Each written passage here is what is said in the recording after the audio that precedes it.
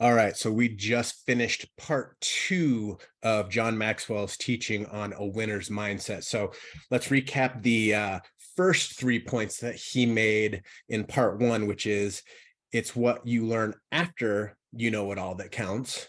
And number 2 was don't let anyone steal your dream. And number 3, you can spend your life any way you want to, but you can only spend it once.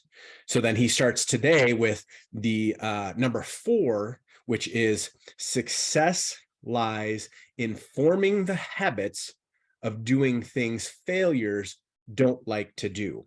You know, I've talked about this a lot, that your habits are what are going to separate you from everybody else, because most people do things based on their energy, their emotions, whether they feel like it or not. But what you do is you put habits in place so that when you have those days that you don't want to, you tend to work on autopilot for the good of the habits that you've created. He said, when you do things you ought to do, when you ought to do them, the day will come when you will do the things you want to do when you want to do them.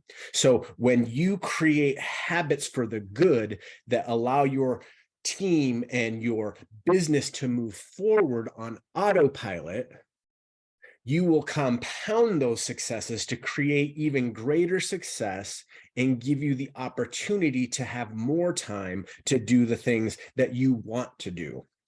He said, the secret to success is discovering what your daily agenda is and programming it for you and your team. Point number 5, what lies behind us and what lies before us are as tiny matters compared to what lies within us, which was a quote from Ralph Waldo Emerson. He said, you know, when you're looking at the things that are happening in your life, your situation and the things that are happening to you do not have to be responsible for what's happening within you. You know, if you look at Paul was in prison, and a lot of the stuff that he wrote in the Bible was written from when he was in prison. And if you read through those books, he's talking about the amazing things that are happening. He's looking at what can be done and what he is doing. He was talking about the things that could be, all while being in prison. And I don't know about you, but if I was sitting in a prison cell, I probably wouldn't have the exact same attitude as he did. It's one of those things where your situation does not impact you if you look at your situation differently. We talk a lot about time traveling, how you can go back in time and reframe things that happened into your life to a positive experience so that it can propel you and change your future. For a perfect example is Stephanie and I standing in food lines. You know, everything that we lost while we were going through that, it was the absolute most horrific thing that we could think was going on in our life. But now that we look back at it, we can look at it as a way that God was building us and using us to be able to connect with people that are currently going through that process because of the fact that we have empathy. We know exactly what you feel like, what you are feeling as you are doing those things. And then it gives us the ability to give you hope because we were there and made it to here, and so can you. So take a look at your situation and look at how you can use it to impact those around you. And then he's talking about attitude. He said, maintaining the right attitude is much easier than regaining the right attitude. You know, if you have a constant good attitude and you continually nurture that and you continually grow that, it's much easier than all of a sudden if you have a bad attitude and you have to regain it. That's why Stephanie and I talk about you're only allowed to have a small pity party, or you're only allowed to have one bad day in a row, because of the fact that if you continue to have multiple bad days in a row, it compounds until you have all bad days in a row. So it's okay to have a bad day. It's okay to be down. It's okay to be upset, but don't dwell on it. Get back up and get back going again. Get the action taking place so that you can get through it rather than resting in it. And then number 6, he said, your greatest achievements are those that benefit others. Guys, that is what leadership is all about. Leadership is about leading others to a place that they could not go alone without you. So today, look at the things that you're doing. Where are you taking people? Are you taking people on a journey to better themselves, to better things for their family? Because the more people that you help and the more people that you pour into, the better your life becomes. He said, success comes when we add value to ourselves, but significance only comes when we add value to others. He said both of those things add value, but one adds value selfishly and has no impact. The other adds value to many, which impacts who knows how many beyond that reach. He said there are 6 things that he thinks about and talks about when it comes to teamwork and partnership. He said, number 1, leaders must lead for the benefit of others.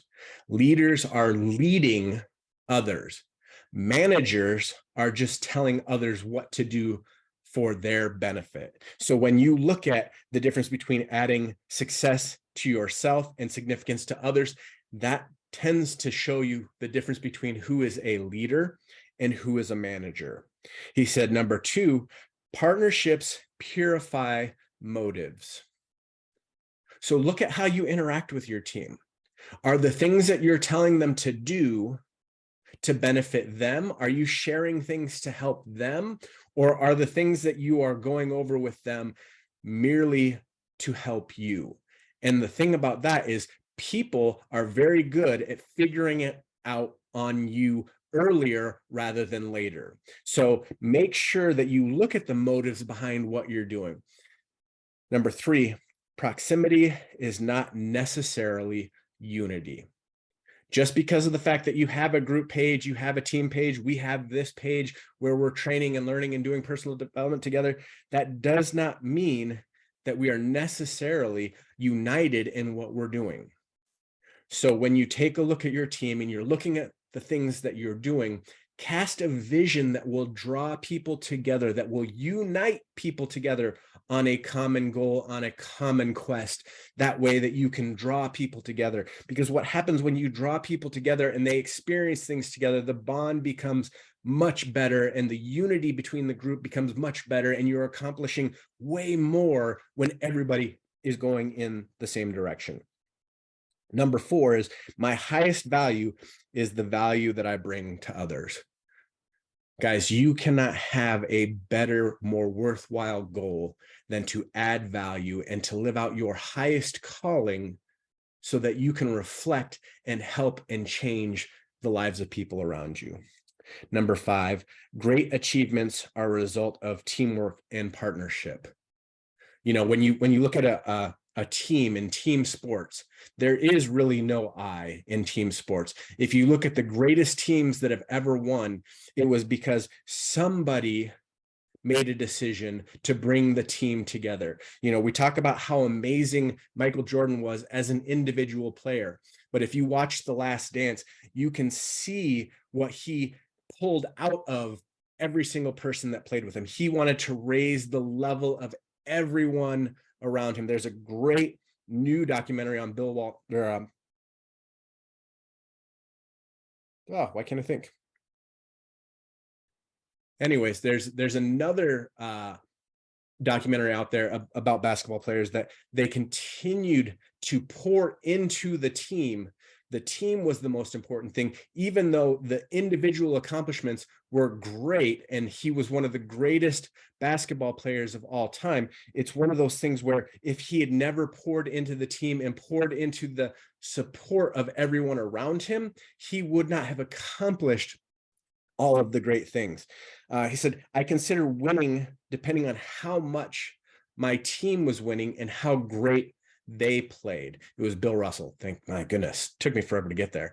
It was one of those things where he loved seeing his team rise up because he knew that he couldn't do it on his own. So he would sit there and he would coach. And actually, he won 2 championships as a player coach. Could you imagine that? Not only being a player in the game, but also coaching the team at the same time. It's one of the most incredible things that I've ever heard is he was so good at pushing the team forward that when the coach retired, they asked him to step forward to be the coach as well as play. So look at yourself as a player coach.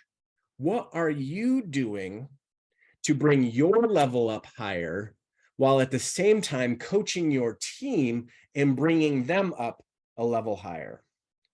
So today, commit to adding value to others so that everybody can win. Because when you help others win, ultimately, it will help add significance and success to you. Guys, I hope this winner's mindset training helped. Make sure that you share this, share part 1 with people, have discussion in the comments. I can't wait to see and hear all of the great things that happen in your life and in your team's lives from this. Guys, go out and make an amazing day, and I hope your day is as awesome as you are. See ya.